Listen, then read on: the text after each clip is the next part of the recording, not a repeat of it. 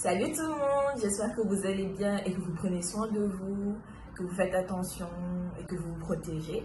Je m'appelle Kumbapo et je suis étudiante en 3e année dans une école de commerce au Maroc. Je suis d'origine sénégalaise et c'est avec plaisir que j'ai accepté l'invitation d'African Students pour parler du sujet des écoles de commerce. Coucou à tous, j'espère que vous allez bien. Moi, c'est Adjaratou Yeo, étudiante au Maroc en prépa scientifique en première année, ivoirienne de nationalité. Je suis très ravie de participer à cette interview d'African Students. Donc, après mon bac, j'avais plusieurs choix, comme la plupart des étudiants, enfin des lycéens après leur bac.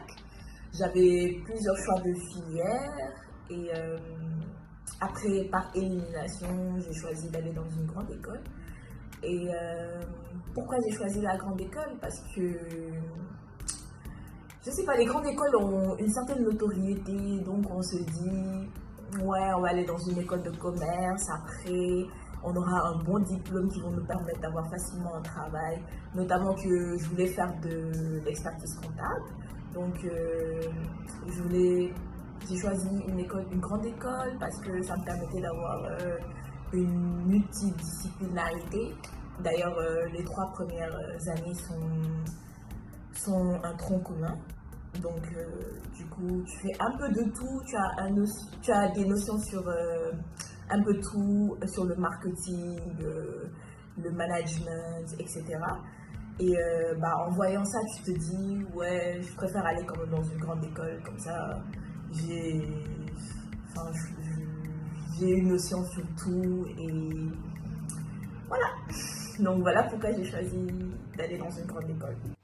J'ai choisi d'intégrer une grande école après l'obtention de mon baccalauréat à cause de mes ambitions. Mais je peux dire, avant l'obtention du bac, je me renseignais plus ou moins sur la formation que je fais et à l'université et dans les grandes écoles. Et j'ai vu que la formation était plus rude, elle est encore plus rude dans les grandes écoles au détriment de l'université. Je ne minimise pas celle qui se fait au sein de l'université, mais je trouve qu'elle est un peu lente et tout ça.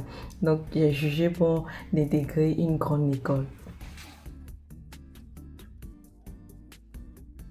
Pour les avantages et les inconvénients, par rapport à mon expérience, je vais commencer par les avantages.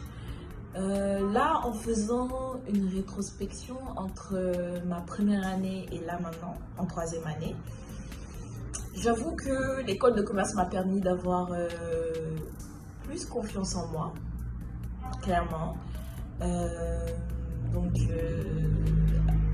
Dans la plupart des écoles de commerce, on fait très souvent des présentations devant des gens que tu connais, que tu apprécies pas, des gens que tu connais pas. Donc, ce sont des expériences qui te permettent de... Déjà, plus tu le fais, plus tu es confiante. Et là, en 3e année, ça m'arrive de stresser des fois, mais vraiment, c'est moins qu'en première année, clairement. Donc, tu apprends à gérer ton stress dans le quotidien,